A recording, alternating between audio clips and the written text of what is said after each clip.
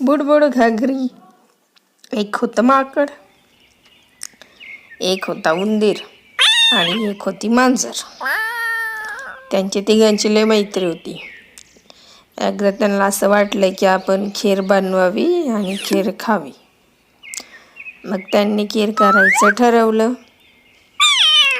मांजर म्हणाली, मी आणते बाई दूध.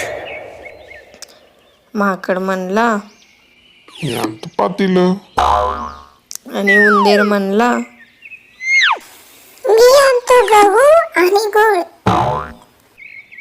मग सगळ्यांची मिळून खीर तयार केली आणि गार करायला ठेवली.